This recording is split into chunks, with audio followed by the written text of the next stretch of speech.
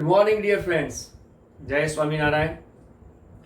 વિદ્યાર્થી મિત્રો, આપણા આ ચાલતા એકમ 3 તત્વોનું વર્ગીકરણ અને ગુણધર્મોમાં આવર્તિતા. આપ ધોરણ 11 માં છો એટલે સ્વાભાવિક 10મા પછી આવેલા છો, પેલા વેકેશનના મૂડમાં હો અને વળી પાછું આ લોકડાઉન આટલું લાંબુ ચાલ્યું છે અને સરકારી ગાઈડલાઈન ઉપરથી આવે છે કે હજુ પછી આપણે શાળામાં મળવાનું થશે. તો ઘરે બેઠા અભ્યાસ તો કરો છો કે પછી પેલા ગીત જેવું સંગીતનો શોખીન છું એટલે કોકિલાબેનના પેલા કુકરને માળીએ ચડાવી દીધું એમ તમે પણ પઢને કા માળીએ पे चढ़ा दिया ऐसा तो नहीं है ना. Now let's get started. Sunday हो या मंडे, लेकिन हर रोज हमारे पढ़ेंगे बंदे. ओके, ચાલો હવે આપણે આ પ્રકરણના અંતિમ ચરણોમાં એટલે કે આવર્ત કોષ્ટકના જે આવર્તી વલણ છે એના તરફ જઈ રહ્યા છે. અને એટલા જ માટે મિત્રો, પ્રકરણ પૂર્ણ થતાની સાથે જ મેં તમને લેક્ચરની શરૂઆતમાં જ થોડા ખુશ કરી દીધા. ક્યારેક કરીશું મિત્રો. કેટલીક તો એવી ટેકનિક્સ આપના ગુરુજનો પાસે હોય છે કે કેમિસ્ટ્રી, ફિઝિક્સ, બાયોલોજી, મેથ્સ, સાયન્સના કોઈ પણ સબ્જેક્ટ્સ હોય કે આર્ટ્સ પણ હોય, પણ arts is all kinds of art. જ્યારે સાયન્સના સબ્જેક્ટ તો એવા છે મિત્રો કે તેમની પાસે પણ સંપૂર્ણ કલા હોય છે, બસ એને અમારે તમારી પાસેથી બહાર લાવવાની હોય છે. એટલે ક્યારેક તમે જો આખા વિડીયો જોતા હશો ને તો તમારી યાદ શક્તિમાં વધારો થાય. આપ આપના વાલી સાથે બેઠા હો તો આપના વાલીને પણ જો કદાચ વચ્ચે મેં જે બતાવેલી ટેકનિક તમારા વાલી સાથે પણ જો તમે બધા કરતા હોય તો વાલીને પણ મતલબ કે ઉંમરલાયક વ્યક્તિઓને પણ તેમની તંદુરસ્તી કાયમ બની રહે એવી કેટલીક ટેકનિક્સ હું બતાવતો હોઉં છું. પણ દરેક લેક્ચર તમારે ધ્યાનથી જોવા પડે. વચ્ચે ક્યાંક મૂકતો હોઉં છું. લગભગ નહીં તો દરેક ચેપ્ટર્સના 8, 9, 10 લેક્ચર્સ બનતા હોય ક્યારેક, તો એની અંદર ક્યારેક આવી યોગ પ્રાણાયામની પણ ટેકનિક્સ મૂકતો હોય છું. આમ બંને હાથની, બરાબર, તમામ પ્રકારની છે. નેક્સ્ટ લેક્ચરમાં પણ તમને જોવા મળશે, પણ આખા વિડીયો જોશો તો વચ્ચે ક્યાંક તમને મળશે. આજના લેક્ચર્સમાં મિત્રો આપણે તત્વોનું વર્ગીકરણ અને ગુણધર્મોમાં આવર્તિતામાં પ્રકરણમાંના મુદ્દા નંબર 3.7.2 એ 3.7.2 નંબરનો જે મુદ્દો છે એ એવું કહેવા માંગે છે કે રાસાયણિક ગુણધર્મોમાં આવર્તી વલણ. રાસાયણિક ગુણધર્મોમાં આવર્તી વલણ. મિત્રો હવે આવર્તી વલણ શું છે એ આવર્તિતા તો તમને ખ્યાલ આવી ગયો છે કે આવર્ત કોષ્ટકમાં ડાબીથી જમણી કે સમૂહમાં ઉપરથી નીચે ઉતરતા તેમનામાં બદલાવ આવે છે. આ બદલાવ આવો એટલે આવર્તન, આવર્તનીયતા, કોઈ ફેરફાર થાય. જસ્ટ એક્ઝામ્પલ તમને બતાવવા માંગુ છું કે જૂના જમાનામાં દિવાલ પર ટીંગાળવાની ઘડિયાળ આવતી, વોલ ક્લોક. અત્યારે આવે છે પણ કેવી? ઇલેક્ટ્રોનિક્સ બધી, એમાં મોમેન્ટમ ચાલતી હોય પ્રમાણે. આ તો ચાવી વાળી એવી દિવાલ પર લગાવવાની ઘડિયાળ આવે, કાંટો ફરે એ રીતે નીચે લોલક આમ થાય. જોજો મિત્રો, આમ કાંટો ફરે લોલક આમ થાય, કાંટો ફરે લોલક આમ થાય, કાંટો ફરે લોલક આમ થાય, કાંટો ફરે લોલક આમ થાય. એ જે નીચે લબડાવેલું લોલક હોય એ ફિઝિક્સમાં પણ તમે શબ્દ ભણી ગયા આવર્તન કાળ. કાળ એટલે સમય અને આવર્તન એટલે બદલાવ.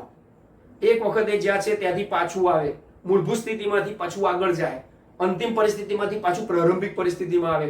બસ એ જ આવર્તનીયતા, બદલાવ આવે છે.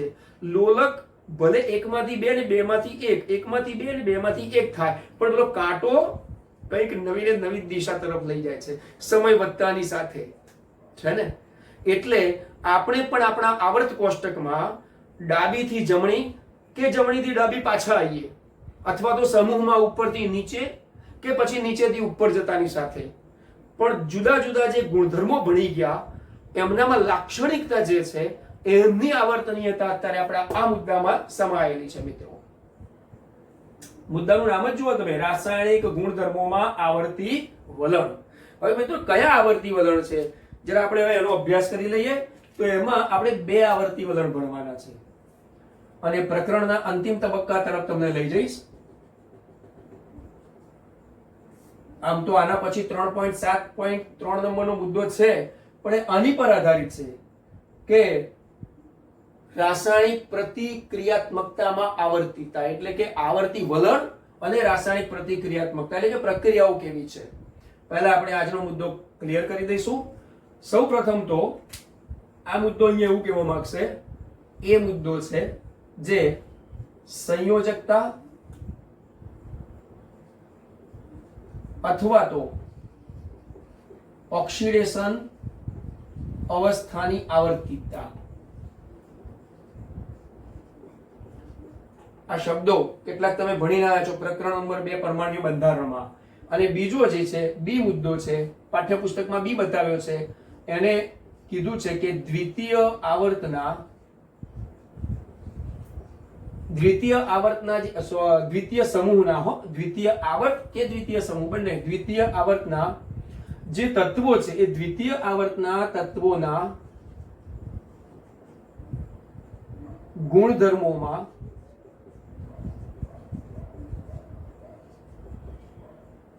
અનિયમિતતા છે અથવા તો વિસંગતતા છે. એટલે કે દ્વિતીય આવર્તના જે પણ તત્વો છે એમના ગુણધર્મોમાં ક્યારેક એ તત્વોમાં અનિયમિત ગુણધર્મો અથવા તો ગુણધર્મોમાં અનિયમિતતા જોવા મળશે. ગુણધર્મો તો બધા માટે સમાન છે પણ એમનામાં અનિયમિતતા જોવા મળશે.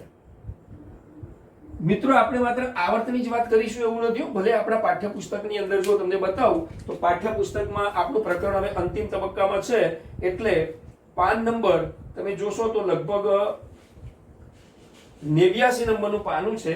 એની પર તમને 3.7 નંબરનો 2 નંબરનો મુદ્દો જોવા મળશે. અને એ 3.7.2 નંબરના મુદ્દામાં જે બી છે એ સેક્શનમાં દ્વિતીય આવર્તના તત્વોમાં ક્યાંક અનિયમિતતા જોવા મળે ગુણધર્મોમાં. તો મિત્રો એ આવર્તની સાથે સાથે હું સમૂહમાં પણ ભણાવતો રહીશ. બરાબર?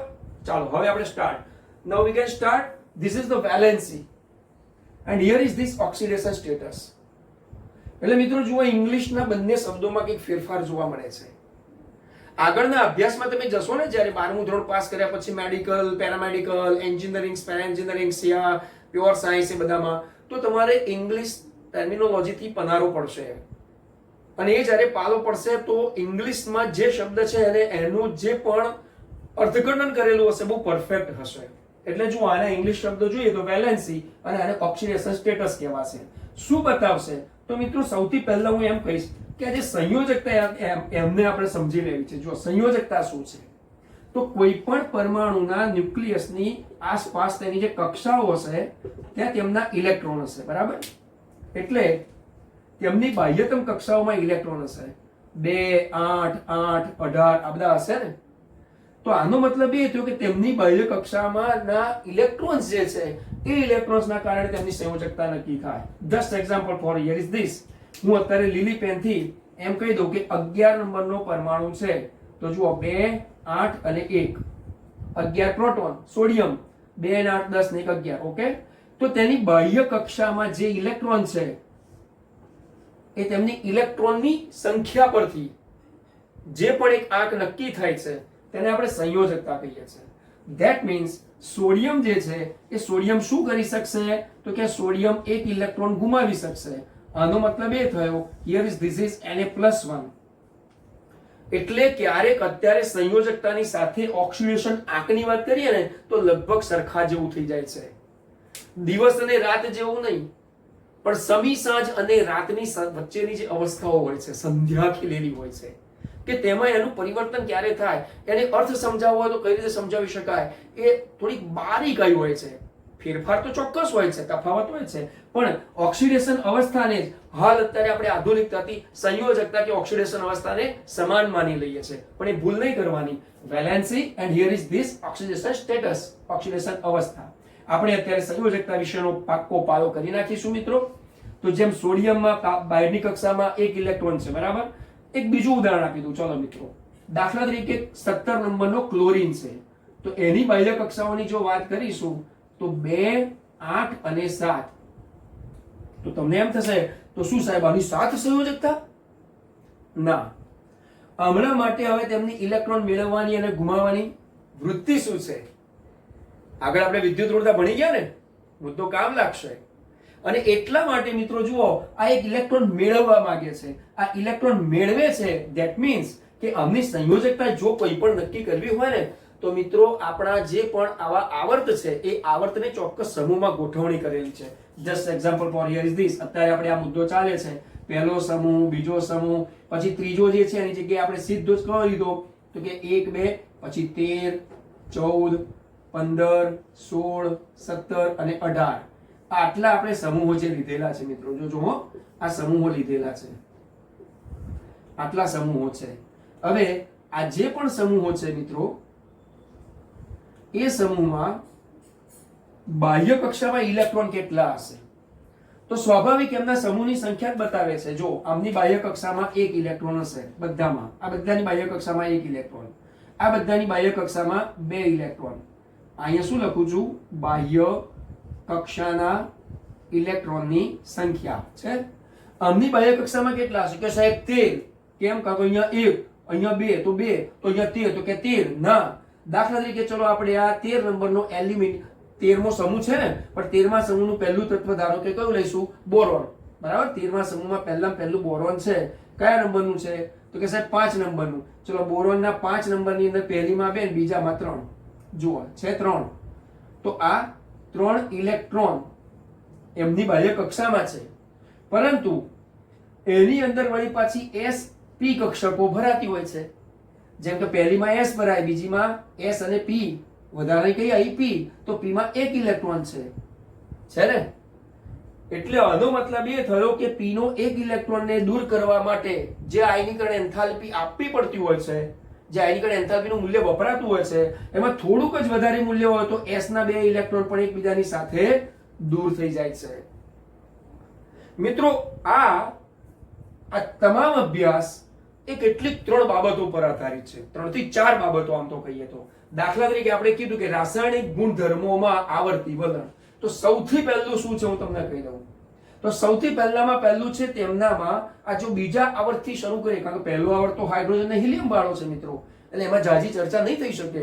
પણ બીજો આવર્ત જે છે એમાં 8 તત્વો રહેલા છે. 1 2 3 4 5 6 7 અને 8 તત્વો. અને એનાથી જો સમજાવીએ ને તો દાખલા તરીકે અહીંયા ચલો આપણે કહીએ હાઇડ્રોજન છે, તો અહીંયા લિથિયમ છે, અહીંયા બેરિલિયમ છે.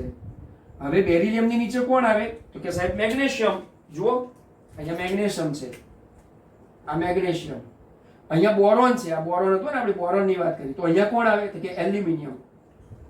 એટલે હવે આ જે આપણો મુદ્દો છે રાસાયણિક ગુણધર્મોમાં આવર્તી વલણ, એ ખરેખર જે મેં કીધું ને 3 થી 4 બાબતો. કઈ બાબતો છે? તો જુઓ સૌથી પહેલી તો આ કે બીજા આવર્તના જે પણ પ્રથમ તત્વો છે, બીજા આવર્તના જે તત્વો છે એના ગુણધર્મોમાં અનિયમિતતા કેમ જોવા મળશે એ વાત આપણે આમાં મુદ્દામાં કરીશું. પણ તમે જુઓ એક સાથે આપણે આ અભ્યાસ કરીએ કે લિથિયમ અને મેગ્નેશિયમમાં લગભગ સરખામણી જોવા મળશે. આ બંનેમાં સામ્યતા છે. એવી રીતે અહીંયા બેરિલિયમ છે ને, તો બેરિલિયમનો વિકર્ણ સંબંધ આ રીતે દેખાશે. જુઓ બેરિલિયમ અને એલ્યુમિનિયમ આ બંનેમાં સામ્યતા છે, અને એનો વિકર્ણ સંબંધ કહેવાય છે મિત્રો. કેવો સંબંધ? વિકર્ણ સંબંધ. મેથ્સ ભણીને આયા છો ને, એક ચોરસમાં વિકર્ણ દોરીએ તો કેવું હોય, તો એ રીતે અહીંયા વિકર્ણ સંબંધ છે. આ બંનેમાં કંઈક અંશે સામ્યતા છે, અને એનો અભ્યાસ પોતાના આવર્તના પ્રથમ જે તત્વો છે એમના ગુણધર્મોમાં અન્ય તત્વો, પોતાના સમૂહના અન્ય તત્વો કરતા કઈ રીતે જુદા પડે, અથવા તો એમનામાં શું અનિયમિતતા છે, જુઓ એ મુદ્દો આપણે અહીં અભ્યાસ કરવાનો છે. કયા મુદ્દામાંથી આપણે વિન્ડોઝમાંથી એન્ટર થયા અને કઈ વિન્ડોઝથી કયા ડોર તરફ જઈ રહ્યા છે. જુઓ તો લિથિયમ અને મેગ્નેશિયમ, બેરિલિયમ અને એલ્યુમિનિયમમાં વિકર્ણ સંબંધ છે મિત્રો. આવા વિકર્ણ સંબંધના કારણે રાસાયણિક ગુણધર્મોમાં આવર્તી વલણ ભણવું બહુ જરૂરી થઈ પડે છે. બીજો પણ એક મુદ્દો છે આની અંદર. એ બીજો પરિબળ જે છે ને મિત્રો, એ નિષ્ક્રિય યુગ્મ અસર. અહીંયા જે મેં સમજાવી ને આવી પી વિભાગના તત્વોમાં જોવા મળશે ખાસ કરીને. કારણ કે પી વિભાગના તત્વો હોય ને, એટલે પી વિભાગની અંદર પી ની કેટલી કક્ષાઓ હોય? તો કે 3 હોય, x y અને z. એટલે આમાં તરત જ સિગ્મા બોન્ડ જેમ હોય ને, સિગ્મા બોન્ડ પ્રકરણ નંબર 2 માં થોડો અભ્યાસ કરી ગયા છો, અને પ્રકરણ નંબર 4 માં એનો સવિશેષ ઉપયોગ થશે. એટલે સહસંયોજક બંધ જે હોય એ સહસંયોજક બંધમાં આ એક પ્રબળ બંધ છે અને બીજો એક નિર્બળ બંધ છે. આ પાઈ છે અને આ સિગ્મા છે. આ નિર્બળ બંધ છે, આને પ્રાથમિક બંધ કહેવાય, આને દ્વિતીયક બંધ કહેવાય. આ પ્રબળ બંધ, આ નિર્બળ બંધ છે. એટલે મિત્રો પી કક્ષક માટે જ્યારે પાઈની વાત કરીશું ને તો આવો પી પાઈ આવો સંબંધ બતાવશે. નિષ્ક્રિય યુગ્મ અસર એમાં ભણાવવાની થશે. અત્યારે અહીંયાથી પાછા વળીએ આપણે, કારણ મિત્રો 11મા ના વિદ્યાર્થી છો, શરૂનો તમારો અભ્યાસક્રમ છે. જેમ જેમ તમે અભ્યાસ કરશો, નવા પ્રકરણો ભણશો, તો આપણે પાર્ટ 2 માં એસ વિભાગના તત્વોનું રસાયણ પછી જે પી વિભાગના તત્વોનું રસાયણ આવશે તેમાં તમને આવી અસરો ભણવાની થશે, નિષ્ક્રિય યુગ્મ અસર. અને એની મેં તમને અત્યારે વાત કરી કે બોરોન જે હતું એ બોરોનની બાહ્ય કક્ષામાં 2 અને 3 ઇલેક્ટ્રોન છે, પણ આમાંથી 2 ઇલેક્ટ્રોન તો એસ માં છે અને 1 ઇલેક્ટ્રોન 2 નંબરની પી માં છે ને મિત્રો. એટલે જે એન્થાલ્પી અહીંયા વપરાશે એ એન્થાલ્પીમાં થોડોક વધારો થશે તો એક સાથે 3 ઇલેક્ટ્રોન દૂર થશે. That means here is the 3. તો બોરોન +3, એલ્યુમિનિયમ +3. આનો મતલબ કાળા કલરની પેનથી મેં હમણાં લખ્યું હતું કે આમની બાહ્ય કક્ષાના ઇલેક્ટ્રોનની સંખ્યાના કારણે તેમની સંયોજકતા નક્કી થાય છે. આગળ વધો, આમનામાં 4 ઇલેક્ટ્રોન, આમનામાં 5 ઇલેક્ટ્રોન, આમનામાં 6 ઇલેક્ટ્રોન, આમનામાં 7 ઇલેક્ટ્રોન, આમનામાં 8 8 કમ્પ્લીટ છે. એટલા માટે તે લોકો કોઈ ઇલેક્ટ્રોન ગુમાવવા કે મેળવવા માંગતા નથી. એટલે કે તેઓ આયનીય કે સહસંયોજક સંયોજનો બનાવવા માંગતા નથી. કેમ? કારણ કે જુઓ નિષ્ક્રિય છે, 0 સમૂહના છે, એમની ઇલેક્ટ્રોન મેળવવાની અને ગુમાવવાની વૃત્તિ 0 છે. હવે મિત્રો તમે જુઓ તો દરેકની બાહ્ય કક્ષાના ઇલેક્ટ્રોન આપણને મળી ગયા છે ને. 8 માંથી 7 બાદ કરો તો કેટલા વધશે? 1. પણ કેવા 1? મેળવવાની વૃત્તિ વાળા, કારણ કે ડાબીથી જમણી બાજુ જાઓ તો મેળવવાની વૃત્તિ વધે. ઇલેક્ટ્રોન પ્રાપ્તિ એન્થાલ્પીનું મૂલ્ય ઋણ મૂલ્ય વધતું જાય છે. ઇલેક્ટ્રોન પ્રાપ્તિ એન્થાલ્પીનું ઋણ મૂલ્યમાં વધારો થાય આમ ડાબીથી જમણી બાજુ જઈએ તો. એટલે અત્યંત નાના પરમાણુય કદવાળા છે, અત્યંત નાના પરમાણુય કદવાળા. એટલે આમની એટોમિક સાઇઝ જેટલી નાની એટલી એમની ડેલ્ટા HEG એટલે કે ઇલેક્ટ્રોન પ્રાપ્તિ એન્થાલ્પીનું મૂલ્ય ખૂબ વધારે ઋણ. એટલે મિત્રો આ બધા જ ગુણધર્મો જે આપણે ભણી ગયા ને અગાઉના લેક્ચર્સમાં એમનો ઉપયોગ કરી હવે આ સંયોજકતા અને ઓક્સિડેશન અવસ્થાની આવર્તિતાની જો વાત કરીએ તો એમનામાં શું બદલાવ આવશે? 100% આવશે. આપણે માત્ર સંયોજકતાની વાત કરી. શું વાત કરી? કે સંયોજકતા એ તેમની બાહ્ય કક્ષામાં રહેલા ઇલેક્ટ્રોનની સંખ્યાથી નક્કી થાય છે. એટલે કે તેમની બાહ્ય કક્ષામાં જે ઇલેક્ટ્રોન છે તેના વડે જ આપણે આ સંયોજકતા નક્કી કરીએ છીએ. એટલે મિત્રો દરેક સમૂહોની સંયોજકતાઓ છે. આ સંયોજકતાઓ તેમની ઇલેક્ટ્રોન રચનાને કારણે નક્કી થાય છે. જુઓ મિત્રો અત્યારે હવે આ તમને થોડુંક નડે છે તો આપણે આને રિમૂવ કરીએ અને કેટલાક મુદ્દાઓ બીજા પણ તમારી સમક્ષ લખી બતાવું. આ જે સંયોજકતા છે એ સંયોજકતાનો અભ્યાસ જે મેં તમને કીધો એના માટે શું? તો તેમની બાહ્ય કક્ષામાં રહેલા ઇલેક્ટ્રોનની સંખ્યા પર આધારિત છે. એટલે આ બાહ્ય કક્ષામાં રહેલા જે પણ ઇલેક્ટ્રોન છે એ ઇલેક્ટ્રોનના કારણે જે સંયોજકતા નક્કી થાય છે તો એ સંયોજકતા તેમની ઇલેક્ટ્રોન રચના તમારી પાસે હોય ને તો ઇલેક્ટ્રોન રચના પર આધારિત છે. કોણ? સંયોજકતાનો અભ્યાસ. ઓક્સિડેશન અવસ્થાનો આપણે પછી ભણીએ છીએ. ચલો આપણે એવું કરીએ કે આ સંયોજકતાના શબ્દોને અહીંયા જ લખીએ. ઇલેક્ટ્રોન રચના પર આધારિત છે. બરાબર? સંયોજકતા ઉપરાંત બાહ્ય કક્ષામાં રહેલા ઇલેક્ટ્રોનની સંખ્યાને કારણે છે. જેમ કે મેં તમને કીધું પહેલો સમૂહ તો બધા NS1 છે, બીજો સમૂહ તો બધા NS2 છે, પછી આવે 13મો ધેટ મીન્સ ત્રીજો 3A 3B 4A 4B.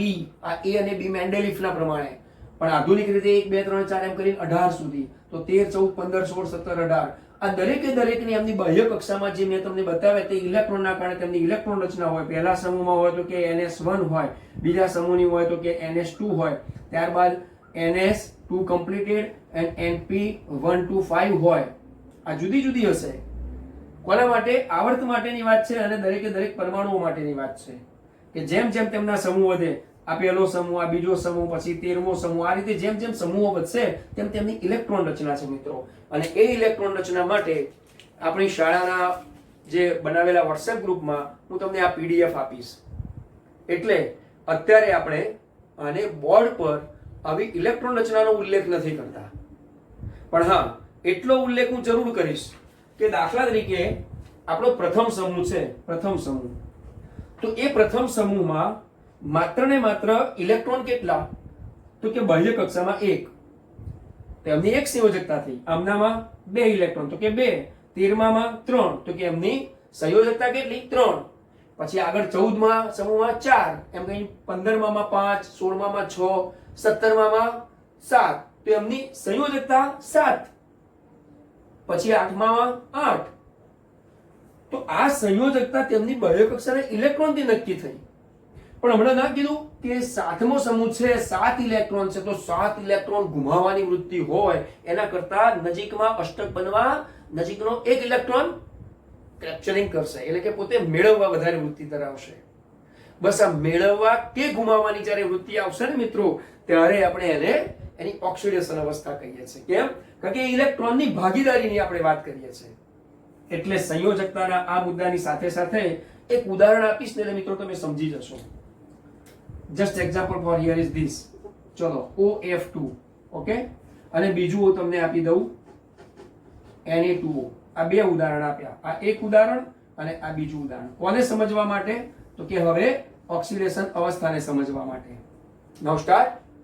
ચાલો સૌ પહેલા તો હું અહીંયા ઓક્સિજન મૂકી દઉં. ચલો ઓક્સિજન મૂક્યો. ઇલેક્ટ્રોન 1, 2, 3, 4, 5 અને 6 મૂકી દીધા. બાહ્ય કક્ષાના 6 ઇલેક્ટ્રોન આવી ગયા. હવે એમના માટે હું ફ્લોરિન મૂકું છું અહીંયા. ચલો કાળી પેનથી બતાવીશું, એને ફ્લોરિન મૂકું છું, બરાબર? આ ફ્લોરિન મૂક્યા અહીંયા બંને. તો ફ્લોરિન એમની ફેમિલી સાથે આવશે મિત્રો. 1, 2, 3, 4, 5, 6, 7. ઓકે, આ ફ્લોરિન માટે આપણે કહીએ 1, 2, 3, 4, 5, 6 અને આ 7 બાહ્ય કક્ષાના ઇલેક્ટ્રોન થઈ ગયા ને. હવે તમે જુઓ તો આપણને ખબર છે કે કોઈ પણ આવર્તમાં ડાબીથી જમણી બાજુ જઈએ તો આપણો અભ્યાસ કામ કરો. ચલો ઓક્સિજન કયા નંબરનો? 6 નંબરનો. ફ્લોરિન કયા નંબરનો? 7 નંબરનો. તો 6 પછી 7 આવ્યો. કોની વિદ્યુત ઋણતા વધારે? કે સાહેબ 7 ની. એક્ઝેક્ટલી. એટલે આની વિદ્યુત ઋણતા વધારે હોવાના કારણે, કેમ વિદ્યુત ઋણતા વધારે છે? કારણ કે તે ઇલેક્ટ્રોન પ્રાપ્તિ કરે છે, ઓક્સિજન પાસેથી ઇલેક્ટ્રોન લઈ લેશે અને પરિણામે આ બંનેની ઇલેક્ટ્રોનની ભાગીદારી થશે. અને માટે તમે જુઓ મિત્રો, હવે તમને બતાવું અહીંયા કે આનું અષ્ટક પૂર્ણ થઈ ગયું. જુઓ આ અષ્ટક પૂર્ણ થઈ ગયું. બોલો દેખાય છે?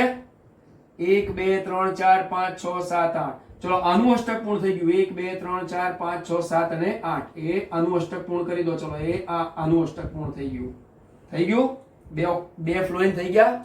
હવે જુઓ હું વાદળી કલરની પેનથી ઓક્સિજનનું અષ્ટક પૂર્ણ બતાવું. 1, 2, પછી આ કાળો ફ્લોરિનનો 3, 4, 5, 6, 7 અને આ કાળો ફ્લોરિનનો. જોઈ લો છે ને.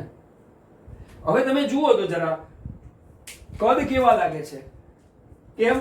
કારણ કે અહીંયા ઓક્સિજન શું બન્યો હશે? જુઓ, એક ઇલેક્ટ્રોન એને આપી દીધો, એક ઇલેક્ટ્રોન આને આપી દીધો, એટલે ઓક્સિજન શું બન્યો? અહીંયા O2+ બન્યો હશે. તમને એમ થશે બાપ રે સાહેબ, તમે તો આ બાજુ માઇનસ ની વાત કરતા હતા પી વિભાગમાં, અને પ્લસ ક્યાંથી આવ્યો? મિત્રો એ માઇનસ ની જે વાત કરતા હતા કે માત્ર ને માત્ર એની બાહ્ય કક્ષામાં 6 ઇલેક્ટ્રોન છે, 2 મેળવેલ -2 થઈ ગયો, અથવા તો 6 એટલે એની સંયોજકતા 6 સુધી થાય. પણ કોઈ પણ તટસ્થ પરમાણુની સાપેક્ષે, દાખલા કે ઓક્સિજન છે તો આ ઓક્સિજન ની તટસ્થ પરમાણુની સાપેક્ષે મેળવાતા ઇલેક્ટ્રોન કે ગુમાવાતા ઇલેક્ટ્રોન, આ માઇનસ એટલે મિત્રો દૂર થાય છે અને પ્લસ એટલે મેળવાય છે. આનો મતલબ કે મેળવાતા ઇલેક્ટ્રોનની સંખ્યા કે ગુમાવાતા ઇલેક્ટ્રોનની સંખ્યા. એટલે વાક્ય પ્રયોગ લખવો હોય તો આપણે આ રીતે લખી શકીએ અને તમને પ્લસ માઇનસમાં તમે ગૂંચવણ ના થાવ. મેળવાતા કે ગુમાવાતા ઇલેક્ટ્રોનની સંખ્યાને તેનો ઓક્સિડેશન આંક અથવા ઓક્સિડેશન અવસ્થા કહે છે. જુઓ ઓક્સિજન ખરેખર કે જે +6 સુધી, તો જો +2 આવી જાય કે ના આવી જાય? કેમ? કારણ કે ઓક્સિજનની આપણે 2- સમજીએ છીએ, પણ એની બાહ્ય કક્ષામાં 6 ઇલેક્ટ્રોન છે, તો +6 ની જો વચ્ચે +2 આવી જાય. થઈ ગયું મિત્રો, સમજણ પડે છે? આ તો આ OF2 ની અંદર ઓક્સિજન +2 બન્યો, તો ફ્લોરિન શું બન્યો હશે? ફ્લોરિનની વિદ્યુત ઋણતા વધારે છે. F minus, here is this also F minus. સમજ પડી ગઈ મિત્રો આ વસ્તુની? એટલે અત્યાર સુધીના આપણે જે પણ લેક્ચર્સ એટેન્ડ કર્યા, સંપૂર્ણ વિડિયો જોયા, તો જ તમને ખ્યાલ આવશે કે આયનિકરણ એન્થાલ્પી શું છે, ઇલેક્ટ્રોન પ્રાપ્તિ એન્થાલ્પી, અથવા તો વોટ ઇઝ ધ ઇલેક્ટ્રોનેગેટિવિટી, એટલે કે વિદ્યુત ઋણતા શું છે. પદ છે, પણ એમાં સમજ શું છે, આ સમજના કારણે આપણે આગળ વધી શકીશું. તો here is the completed of the valency between the difference of the oxidation status. એટલે મિત્રો સંયોજકતા અને ઓક્સિડેશન અવસ્થાની આ માહિતી પૂર્તિ થઈ ગઈ. હવે આટલું રિમૂવ કરી હું આ ઉદાહરણ સમજાવું છું. ચાલો જોજો હા મિત્રો. હવે આ ઉદાહરણ પૂરું થઈ ગયું ને, આ બધાને અહીંયાથી હું દૂર કરી નાખું છું. હવે તમે જુઓ, અહીંયા આપણે લખેલું છે ખોટું, આ દૂર થઈ ગયું. ઓક્સિજન માટે શું લખ્યું હતું? -2 થી માંડી ઓક્સિજન +6 સુધીમાં. ચલો આનો અભ્યાસ કરીએ આપણે. હવે એના અભ્યાસ માટે વળી પાછું ઓક્સિજન ને મૂકી દઈએ અહીંયા. ચલો ઓક્સિજન છે, ઓક્સિજન ને મૂકી દો. 1 2 3 4 5 6. હવે આપણે એની જગ્યાએ અહીંયા સોડિયમ ને મૂકી દો. સોડિયમની બાહ્ય કક્ષાના ઇલેક્ટ્રોન કેટલા? એક જ ને. ચલો 1 2 3 4 5 6 7 એમ કઈ મૂકવા જઈશું તો ખરેખર તો 11 ઇલેક્ટ્રોન થશે. સોડિયમ માટેની વાત કરીશું તો સોડિયમની બાહ્ય કક્ષાના ઇલેક્ટ્રોન કેટલા છે સમજાવી લો. એક જ ઇલેક્ટ્રોન છે. ખરેખર આ 8 છે, પણ એના પછીનો એક જ છે ને. એટલે અહીંયા આ 1 2 3 4 5 6 7 8 એ રીતે મૂકવા જઈએ તો અહીંયા પણ સોડિયમ થયો, અહીંયા પણ તેની બાહ્ય કક્ષાનો એક ઇલેક્ટ્રોન થયો છે. એમની બાહ્યતમ કક્ષા અથવા તો તેમના તમામ ઇલેક્ટ્રોનની સંખ્યા મૂકો ઓક્સિજનના જેમ જ, તો પણ શું થશે કે આ સોડિયમે પોતાનો એક ઇલેક્ટ્રોન ગુમાવી દેવો પડશે. આ સોડિયમે પોતાનો એક ઇલેક્ટ્રોન ગુમાવી દેવો પડશે. હિયર ઇઝ ધીસ સોડિયમ અને આ ઓક્સિજન થશે. This is sodium. જો સોડિયમનું કદ નાનું બની ગયું, ઓક્સિજનનું મોટું બની ગયું છે ને. આની વિદ્યુત ઋણતા ઓછી થઈ ગઈ, આની વિદ્યુત ઋણતા વધી ગઈ, કારણ કે આને ઇલેક્ટ્રોન મેળવ્યો. ઓક્સિજને અત્યારે શું કર્યું? સોડિયમનો ઇલેક્ટ્રોન મેળવ્યો છે, કારણ કે બાહ્ય કક્ષામાં એક જ ઇલેક્ટ્રોન છે. એમની સંયોજકતા એક જ હતી. આવી એક સંયોજકતા હોય એટલે સંયોજકતા જે છે ને એ મિત્રો કોઈ એક જ પ્રકારની હશે. દાખલા કે સોડિયમ તો કે +1, મેગ્નેશિયમ તો કે +2, ઓક્સિજન તો કે -2, ક્લોરીન તો કે -1. સમજાય છે? એટલે સંયોજકતાનો આગ જે ખરો ને એ કોઈ એક જ હશે. અને પ્લસ અને માઇનસ શું છે? વિદ્યુતીય ભાર, જે વિદ્યુત ઋણતાના કારણે ભણ્યા. જ્યારે ઓક્સિડેશન અવસ્થા શું છે? વિદ્યુતીય રીતે ભાર પણ બતાવે છે અને મેળવાતા કે ગુમાવાતા ઇલેક્ટ્રોનની સંખ્યા પણ બતાવે છે. એટલે મિત્રો આની ઉપર અત્યારે હાલ આધુનિક અભ્યાસમાં ઓક્સિડેશન અવસ્થા જે છે એ ઇલેક્ટ્રોનની મેળવવાની કે ગુમાવવાની વૃત્તિ બતાવે છે. ચલો અહીંયા આપણે વાત કરીએ તો આ ઓક્સિજને 2 ઇલેક્ટ્રોન મેળવ્યા છે. આને 2 ઇલેક્ટ્રોન મેળવ્યા માટે શું થશે? ઓક્સિજન -2. હમણાં શું થયો હતો? આમનામાં શું થયો હતો? ઓક્સિજન 2+ થયો હતો છે ને, કારણ કે એમણે એક ઇલેક્ટ્રોન ફ્લોરિનને આપી દીધો. અહીંયા સોડિયમે ગુમાયા તો માત્ર સોડિયમ શું થશે? આ એક Na+, આ બીજો Na+, એક -2 સાથે આવ્યો એટલે સમીકરણ કમ્પ્લીટ થઈ ગયું. કેમ? કારણ કે આ સંખ્યા વડે આને ગુણી નાખો, આ સંખ્યા વડે આને ગુણી નાખો, માટે આનું સમીકરણ બન્યું Na2. પ્રકરણ નંબર 1 માં તમે રાસાયણિક સંયોજનો અને સમીકરણો બનાવીને આવ્યા. ઓકે, એકદમ ક્લિયર. ચાલો, તો આ મિત્રો વસ્તુ થઈ ગઈ સંયોજકતા અને ઓક્સિડેશન અવસ્થાની આવર્તિતાની. આવર્ત કોષ્ટકમાં ડાબીથી જમણી બાજુ જઈએ તો વિદ્યુત ઋણતામાં વધારો થાય. ઓકે, સમૂહમાં નીચે ઉતરીએ તો વિદ્યુત ઋણતામાં ઘટાડો થાય. જોઈ શકો છો, જુઓ છે ને, જોઈ શકો છો, જુઓ છે ને. એટલે વિદ્યુત ઋણતાના મુદ્દાના પ્રમાણે જ આમની વિદ્યુત ઋણતા વધારે છે, આમની વિદ્યુત ઋણતા ઓછી છે. એટલે તેમની ઓક્સિડેશન અવસ્થામાં પણ આટલો ફેરફાર થશે. ક્લિયર મિત્રો? હવે આપણે જઈએ છીએ આપણો આ બીજો મુદ્દો પ્રકરણના આ મુદ્દાના અંતિમ તબક્કામાં. ચાલો, તો એ પહેલા હું તમને આ અહીંયાથી રિમૂવ કરી અને આગળના તબક્કામાં જઈશું. એટલે આપણે બોર્ડ ઉપર વધુ અવકાશ મળશે સમજાવટ માટેનો, તેમજ કોઈ 2 શબ્દો તમને વધારે લખીને સમજાવવું હોય તો પણ કામ લાગે. વધુ સમજાવવામાં, વધુ લખવામાં તો જો હું તમને આ કોપી આપવાનો જ છું પીડીએફમાં, બરાબર. અને આપ પણ અત્યારે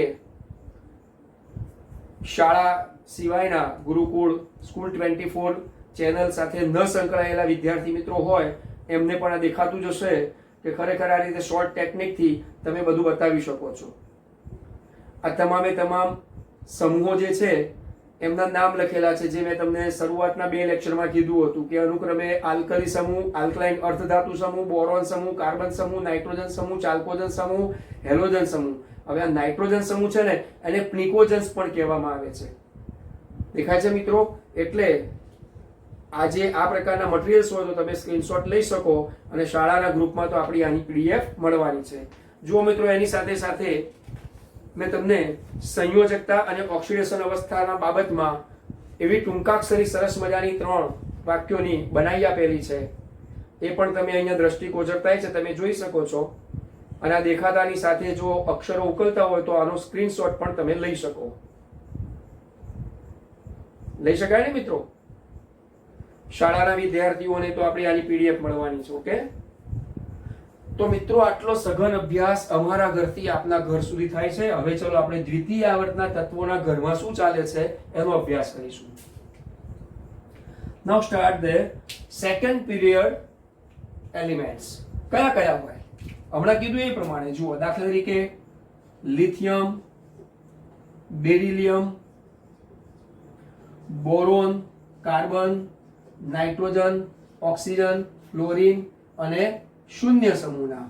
આ બધા શૂન્ય સમૂહના કહેવાય. સાહેબ લખ્યું કેમ નહીં? ભૂલી ગયા? ના મિત્રો, અહીંયા શૂન્ય સમૂહમાં તમને ખબર છે કે helium, neon, argon, krypton, xenon અને રેડોન. પરંતુ તે આયનિક કે સહસંયોજક સંયોજનો નથી બનાવી શકતા. હવે આપણે આગળ વધીએ. ચાલો.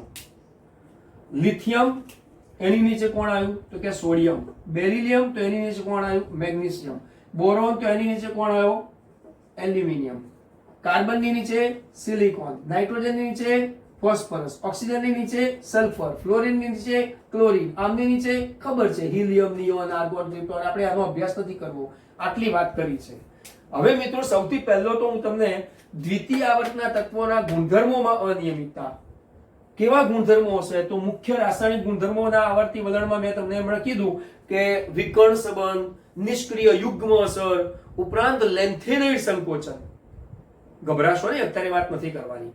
પણ આખું આવર્ત કોષ્ટકનો જે તમે અભ્યાસ કરતો હોય તો નીચે F વિભાગના તત્વો મેં તમને બતાવ્યા હતા. ખબર છે? F જૂથના, જેમાં F કક્ષક ભરાતી હોય, જેમના F કક્ષકમાં છેલ્લામાં છેલ્લો ઇલેક્ટ્રોન F કક્ષકમાં જતો હોય, એવી એક્ટિનાઇડ અને લેન્થોનાઇડ, જેનો અભ્યાસ ધોરણ 12 માં આવશે. Don't worry, without hesitations, now let's get started to over this point. દ્વિતીય આવર્તના તત્વોના ગુણધર્મોમાં અનિયમિતતાનો અભ્યાસ. ચલો, લિથિયમ અને મેગ્નેશિયમ વચ્ચે પહેલા તો મેં તમને વિકર્ણ સંબંધની વાત કરી. આવો વિકર્ણ સંબંધ છે ને? કેવી રીતે? તો જોઈ શકો છો કે આની બાહ્ય કક્ષામાં 2 ઇલેક્ટ્રોન છે, તો સ્વાભાવિક છે કે અહીંયા કાળી પેનથી સમજાવું છું મિત્રો.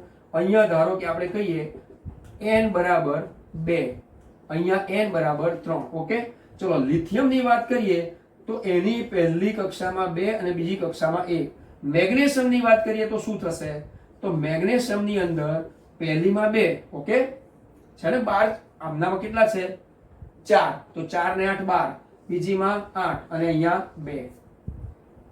હવે જ્યારે અહીંયા આ 2 છે એ 2s માં છે, પણ અહીંયા 2s 2p, જ્યારે અહીંયા 3s થશે. આ છે એટલે જ્યારે પણ લિથિયમ અને મેગ્નેશિયમના કેટલાક રાસાયણિક ગુણધર્મોની સાથે સાથે તેમના આવર્તી વલણનો અભ્યાસ કરીશું તો આ બંનેના કેટલાક રાસાયણિક ગુણધર્મોમાં આપણને સામ્યતા જોવા મળી હશે. કે આ 2 નંબર અને 3 નંબર સાહેબ હજુ કઈ સમજણ ના પડી. તો જો મિત્રો આની અંદર p કક્ષકનો અભાવ છે, જ્યારે આની અંદર p કક્ષક મળી આવે છે. ભલે s ભરાતી હોય પણ અહીંયા p કક્ષક મળી આવી ને. જો લિથિયમમાં ક્યાંય p કક્ષક હતી, જ્યારે અહીંયા p કક્ષક મળી આવે છે. એટલે લિથિયમની જેમ મેગ્નેશિયમની સામ્યતા છે, એવી રીતે મિત્રો હવે હું તમને આ પહેલો, બીજો, પછી 13, 14, 15, 16, 17 જે છે ને, તો આ બાજુના બેરિલિયમથી માંડી અને 13મા સમૂહની અંદરના એલ્યુમિનિયમ સાથે વિકર્ણ સંબંધ છે. કેટલો દૂર પડે આમ જો, છતાં એમનામાં વિકર્ણ સંબંધ છે. કઈ રીતે હશે, શું હશે, એનો અભ્યાસ એ આ ઓક્સિડેશન અવસ્થામાં જેમ અભ્યાસ કરી ગયા એવી રીતે દ્વિતીય આવર્તના તત્વોમાં કરવાનો છે. અહીંયા એક મુદ્દો મેં તમને જે કીધો ને કે ઓક્સિજન સાથે જોડાય, સોડિયમ હોય કે ફ્લોરિન હોય, પણ મિત્રો જ્યારે આવી સંયોજકતાની ઓક્સિડેશન અવસ્થાની ભેગી વાત કરવી હોય અને આને સમજાવવું હોય ને તો આ લોકો એમના હાઇડ્રાઇડના સંયોજનો આપતા હોય. દાખલા તરીકે જુઓ, પહેલા સમૂહનો લિથિયમનો હાઇડ્રાઇડ હોય, સોડિયમનો હાઇડ્રાઇડ હોઈ શકે છે. એ રીતે બેરિલિયમની અંદર, મેગ્નેશિયમની અંદર તો કે એમનામાં કેલ્શિયમનો હાઇડ્રાઇડ હોઈ શકે છે. એ પ્રમાણે આમના ઓક્સાઇડની જો વાત કરીએ તો Li2O3 હોય, આમનામાં Li2O3 હોય, પછી Na2O Li2O Na2O, જ્યારે આમનામાં BeO, MgO, CaO. એ પ્રમાણે કાર્બનની અંદર જઈએ તો કાર્બનની અંદર આપણે CH4 પછી SiH4 આવા સંયોજનો મળશે જે અનુક્રમે હાઇડ્રાઇડ અને ઓક્સાઇડ સંયોજનો મળે છે. તો આવા હાઇડ્રાઇડ અને ઓક્સાઇડ સંયોજનો ઉપરથી તો આપણે અહીંયા તો સમજી ગયા, પણ એવા લિથિયમ અને મેગ્નેશિયમની અંદર સરખામણી થાય, એવી રીતે બેરિલિયમ અને એલ્યુમિનિયમ સાથે સરખામણી થાય. તો આ તો એક વિકર્ણ સંબંધની મેં તમને મિત્રો વાત કરી, પણ અત્યારે દ્વિતીય આવર્તના જે તત્વો છે એ દ્વિતીય આવર્તના તત્વોના ગુણધર્મોમાં સાહેબ શું અનિયમિતતા છે? તો એમની મુખ્ય અનિયમિતતાની વાત કરીએ મિત્રો, જુઓ, બેરિલિયમથી લિથિયમથી બેરિલિયમ તરફ જઈએ તો પરમાણુ કદ જે છે એ પરમાણુના કદમાં આપણે આવી વાત કરી શકીએ કે આ લોકોના પરમાણુય કદ આ રીતે હોય, આવા થતા જશે, એટલે એમની વિદ્યુત ઋણતા વધતી હશે, ઇલેક્ટ્રોન પ્રાપ્તિ એન્થાલ્પી વધી ગઈ હશે. અને એમાંય પાછા બીજા આવર્તની જો વાત કરીએ, જો ખાસ હવે મિત્રો સાંભળજો, બીજા આવર્તની વાત કરીએ આ રીતે, તો બીજા આવર્ત માટે ઇલેક્ટ્રોનની સંખ્યામાં ફેરફાર થશે, એનો n અચળ રહેશે, આનો n 2 નંબરનો છે, પણ ઇલેક્ટ્રોનની સંખ્યામાં ફેરફાર થશે, છે ને. આવી જ્યારે ઇલેક્ટ્રોનની સંખ્યામાં ફેરફાર થાય મિત્રો, તો બીજા આવર્તના તત્વોનું કદ અને એનું જે જુદાપણું છે એના કારણોમાં પહેલું આવ્યું એક કદ છે ને, પહેલું શું આવ્યું? એનું કદ. એટલે આ કદ કેવું છે? નાનું કદ થતું જાય છે. આમ જાઓ એટલે કદ નાનું થતું જાય છે. ઉપરાંત ઊંચો વિદ્યુત ભાર, આમના વિદ્યુત ભાર ઊંચા થતા જશે. બીજા આવર્તની જ વાત કરીશું, માત્ર બીજા આવર્તની. કેમ? કારણ કે બાહ્ય કક્ષામાં ઇલેક્ટ્રોન વધતા જશે, એટલે આ લોકો બધા માઇનસ હશે, -1, આ -2, આ -3, -4, જ્યારે આ +3, આ +2, આ +1. આ શું બતાવ્યું આપણે? બાહ્ય કક્ષાની ઇલેક્ટ્રોનની સંખ્યા પરથી બતાવ્યું છે. એટલે હમણાં જે વીજભાર જે છે એમની ઇલેક્ટ્રોન મેળવવાની જે વૃત્તિ છે એ આનો F-1, Cl-1, Br-1. આપણે અત્યારે બીજા આવર્તની વાત કરીએ તો F-1, O2-1. પણ સાથે સાથે બીજી કઈ એની એક અત્યારે એની જે ક્રાઇટેરિયા મળ્યો, એની લિમિટેશન્સ, તો -2 લીધા પણ +6 સુધી હોય, -1 લીધા પણ +7 સુધી હોય. Just example for here is this. Fluorine માટેની વાત કરીએ તો -1 થી માંડી +7, ઓક્સિજનની માટેની વાત કરીએ તો -2 થી માંડીને +6, નાઇટ્રોજનની વાત કરીએ તો -3 થી માંડીને +5, કાર્બનની વાત કરીએ તો -4 થી માંડીને +4. જો છે ને કેટેનેશન આવી ગયું ને. અને આમ સમૂહમાં નીચે ઉતરો એટલે એમના તમામ ગુણધર્મોમાં તમે જુઓ તો વિદ્યુત ઋણતા ઓછી થતી જાય, આમ વિદ્યુત ઋણતા વધતી જાય. એટલે બીજા આવર્તના તત્વોમાં લિથિયમ કરતા, બેરિલિયમ કરતા, બોરોન કરતા આમ જઈએ એટલે પોતાના આવર્તની અંદર અન્ય તત્વો કરતા પોતાના આવર્તની અંદર તેમની વિદ્યુત ઋણતા વધારે હશે, ઇલેક્ટ્રોન પ્રાપ્તિ એન્થાલ્પી વધારે હશે. સાચી વાત છે કે ઓછી હશે? અહીંયા નીચે ઉતરતા ઇલેક્ટ્રોન પ્રાપ્તિ એન્થાલ્પીનું મૂલ્ય કેવું થતું જશે? ઓછું. અને અહીંયા વધશે. ધેટ મીન્સ ઋણ મૂલ્યમાં વધારો થાય. આમ નીચે ઉતરો તો ધન મૂલ્યમાં વધારો થાય. કોના? ઇલેક્ટ્રોન પ્રાપ્તિ એન્થાલ્પીના. આયનીકરણ એન્થાલ્પીની વાત કરો. ચાલો, આયનીકરણ એન્થાલ્પીનું મૂલ્ય સમૂહમાં નીચે ઉતરીએ તો લિથિયમ કરતા બધાના ધીમે ધીમે કરતા ઓછા હશે, બેરિલિયમનું પણ એના કરતા ઓછું હશે. અને એક જ આવર્તની અંદર આ રીતે જઈએ તો બીજા આવર્તના તત્વો એમની નીચેના પોતાના સમૂહમાં રહેલા એમની નીચેના તત્વો કરતા અનિયમિત ગુણધર્મ ધરાવે છે. આવો એનો મતલબ થયો. એટલે મિત્રો આપણે સૌથી પહેલા આ મુદ્દો ભણ્યા, એમાં જરૂરી છે ઇલેક્ટ્રોન રચના, એમનામાં બાહ્ય કક્ષાની ઇલેક્ટ્રોનની સંખ્યા, મેળવાતા ગુમાવતા ઇલેક્ટ્રોનની સંખ્યા, બે ઉદાહરણો આપ્યા. હમણાં મેં તમને હાઇડ્રાઇડનું પણ ઉદાહરણ આપ્યું. તો આ રીતે હાઇડ્રોજન કે ઓક્સિજનની સાપેક્ષે કે પછી અન્ય વધુ વિદ્યુત ઋણમય પરમાણુની સાપેક્ષે જ્યારે કોઈ જોડાતા હોય છે ત્યારે એમાંના જે બીજા આવર્તના તત્વો છે એમના ગુણધર્મોમાં જે અનિયમિતતાનો અભ્યાસ કર્યો એ મિત્રો અહીંયાથી આજે પણ એક સાથે, બરાબર. હવે બીજી એક તમને વાત કરું. જુઓ મિત્રો, જેમ જેમ ડાબેથી જમણી બાજુ જઈશું ને એમ એમનામાં શું અનિયમિતતા અને ફેરફાર શું છે. આ ઊંચો વિદ્યુતભાર આવી ગયો. હવે વિદ્યુત ઋણતાનો પણ મુદ્દો પતી ગયો. ચલો, એક નાનું કદ પતી ગયો, એક ઊંચો વિદ્યુતભાર પતી ગયો. બીજું કોણ આવ્યું? તો વિદ્યુત ઋણતા. એટલે મિત્રો વિદ્યુત ઋણતાનો પણ મુદ્દો પતી ગયો. હવે જુઓ, અહીંયા આ નાનું કદ છે એનો મતલબ શું થયો કે જેમ જેમ પરમાણુ નાનું થશે એમ એમની પરમાણુ ત્રિજ્યા પણ ઓછી છે, એટલે એમનું ત્રિજ્યા ગુણોત્તર, એમનો ત્રિજ્યા ગુણોત્તર પણ અગત્યનો ભાગ ભજવે છે એમના અનિયમિત ગુણધર્મોમાં. હવે મિત્રો જે બહુ અગત્યની બાબત છે, વાદળી કલરની પેનથી સમજાવું કે જે લિથિયમ બેરિલિયમ બોરોનમાં નથી પણ કાર્બનમાં છે. શું છે કે પોતે જ પોતાની સાથે ડબલ બોન્ડ બનાવી શકશે.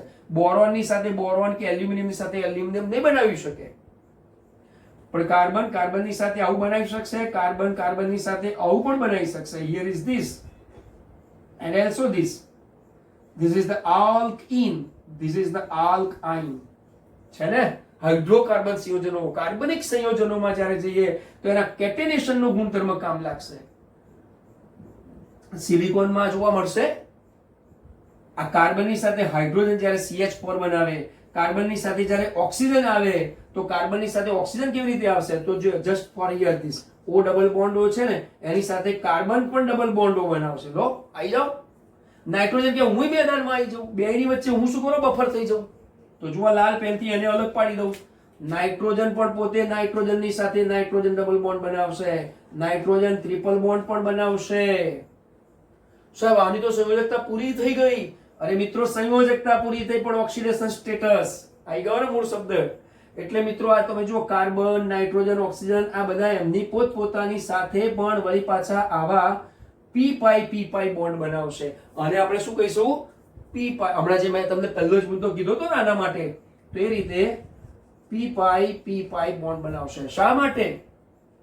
કારણ કે પહેલા આવર્ત માટે, આ જે પહેલો આવર્ત છે એના માટે તમે જુઓ તો અહીંયા માત્ર s કક્ષક છે, પણ અહીંયા p કક્ષકની શરૂઆત થઈ ગઈ. મિત્રો જુઓ, અહીંયા p કક્ષકની શરૂઆત થઈ ગઈ. આ બધામાં p, એટલે s અને p પ્રતિનિધિ તત્વોનું જે રસાયણ છે, બહુ જ અગત્યનું રસાયણ છે. આખા આવર્ત કોષ્ટકમાં s અને p એટલે જોડતી કડી સ્વરૂપના સંયોજનો વિપુલ સંખ્યામાં તમારી પાસે મળી શકે, એટલે આ લોકોને પ્રતિનિધિ તત્વો પણ કહેવામાં આવતા હોય છે. અને એવા પ્રતિનિધિ તત્વોમાં બીજા આવર્તની જો વાત કરીએ તો ભલે n બરાબર 2 છે, પણ આગળ જતા વિદ્યુત ઋણતામાં વધારો થાય, પરમાણુ કદ નાનું થાય એટલે ત્રીજા ગુણોત્તર તેમનો ફેરફાર થાય, ઉપરાંત તેમનો ઊંચો વિદ્યુત ભાર હોય છે, અને એ ઉપરાંત તેમના બોરોન પછીના કાર્બન, નાઇટ્રોજન, ઓક્સિજન અનુક્રમે પોતાની સાથે કે અન્યની સાથે.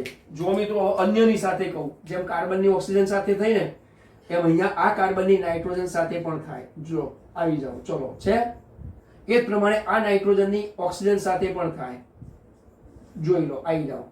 NO નાઇટ્રોજનનો મોનોક્સાઇડ, નાઇટ્રોજનનો ડાયોક્સાઇડ થઈ શકે છે.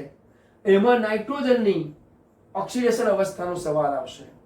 એટલે મિત્રો આવા કેટલાક સંયોજનો જે બનશે ને વિવિધ ઓક્સિડેશન અવસ્થાવાળા, એને આપણે હવે પછીના પાર્ટ 2 ના કેટલાક જુદા જુદા ચેપ્ટર્સમાં અભ્યાસ કરવાનો થશે.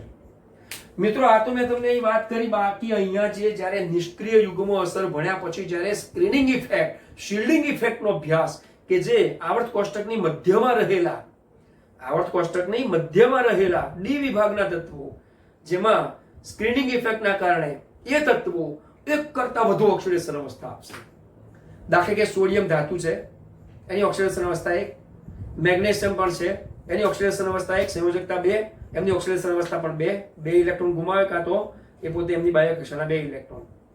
પણ જ્યારે સંક્રાંતિ ધાતુઓ હોય, દાખલા કે Fe, ફેરમ, દાખલા તરીકે મેગ્નેશિયમ, તો તેઓ પોતાની બાહ્ય કક્ષામાંથી એક કરતા વધુ ઇલેક્ટ્રોન ક્યારેક ગુમાવી મેળવી શકે છે, અને એ પોતે એકબીજાની સાથે સંયોજી શકે છે. એ સંયોજાવાની પણ શક્તિ છે, એમની ઇલેક્ટ્રોનની એકબીજાની સાથેની ભાગીદારી કરવાની વૃત્તિનો પણ ખ્યાલ છે. એટલે મિત્રો આજના 3.7 નંબર .2 માં આપણે આ બંને મુદ્દાઓનો એક સાથે અભ્યાસ કર્યો છે. હવે જ્યારે નેક્સ્ટ લેક્ચરમાં, ધેટ મીન્સ આપણા પ્રકરણની પૂર્ણાહુતિના લેક્ચરમાં, આવતા લેક્ચરમાં આપણે છેલ્લામાં છેલ્લો 3.7.3 નંબરનો મુદ્દો કે જે આવર્તી વલણની રાસાયણિક પ્રક્રિયાઓ પર, એટલે કે રાસાયણિક પ્રતિક્રિયાત્મકતા અને આવર્તી વલણ, તેમાં હવે પછી અભ્યાસ કરવા માટે આ તમામ પ્રકારના અત્યાર સુધીના લેક્ચરનો અભ્યાસ જરૂરી બનશે, ખાસ જરૂરી બનશે. એટલે આપવામાં આવતા હોમવર્કની સાથે તમે આ સઘન અભ્યાસ કરતા રહેજો. નેક્સ્ટ લેક્ચરમાં મળીશું કયા ચેપ્ટરના પૂર્ણાહુતિના છેલ્લામાં છેલ્લા લેક્ચર્સમાં, જેમાં 3.7.3 નંબરનો મુદ્દો આખા આવર્ત કોષ્ટક સાથે ફરી પાછો આપણે અભ્યાસ કરીશું. ત્યાં સુધી wish you all the best.